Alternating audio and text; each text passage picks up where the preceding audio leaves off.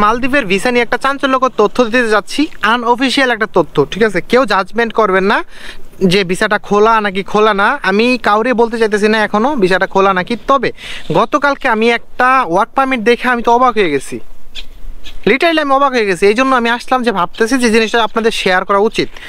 আমাকে একটা ভাই বলতেছে ভাই ভিসা নাকি খুলছে, বা আমি বললাম এখনও তো পর্যন্ত অফিসিয়ালি ভিসা খুলে নাই।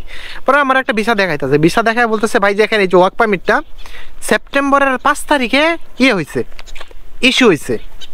এখন ভিসা যদি না খোলে তাহলে সেপ্টেম্বরের 5 তারিখে ইস্যুটা হয়েছে কেমনে?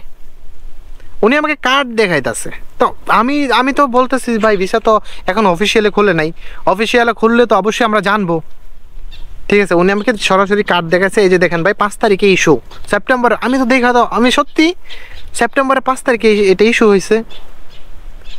পরে আবার বললাম যে চায়না ভিসা তো কিছু কিছু খোলা ছিল, তো এটা চায়না ভিসা নাকি? পরে দেখলাম একটা প্রাইভেট লিমিটেড কোম্পানি, বুঝছেন?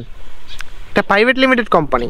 এখন আনঅফিসিয়াল কেন বলছি, কারণ ভিসাটা এখনো পর্যন্ত পাবলিকলি সবাই জানে বন্ধ আছে, সবাই জানে বন্ধ আছে, আমরাও জানি বন্ধ। যদি ভিসা খোলে বাংলাদেশের জন্য, নতুন ভিসা যদি খোলে অ্যাভেলেবেল হয়, তাহলে এখানে হাই কমিশন বাংলাদেশ, ঠিক আছে, বাংলাদেশ হাই কমিশন মালদ্বীপস, এই পেজটাতে তারা অবশ্যই ডিক্লেয়ার দিবে। আপনি যখন বাংলাদেশ থেকে আসবেন, বাংলাদেশের কর্মী হিসাবে এখানে আসবেন, বাংলাদেশের হাই কমিশন এটা ডিক্লেয়ার দিতে বাধ্য দিবে। প্লিজ, এখনও পর্যন্ত অফিসিয়ালি ভিসা খোলা না, ঠিক আছে? যতটুকু আমরা জানি এতটুকু আপনাদের বলতেছি। আনঅফিসিয়ালি যদি কেউ রেফারেন্সে অথবা কষ্ট করে অ্যাপ্রুভ করাইতে পারে তাহলে উনি আসতে পারবে।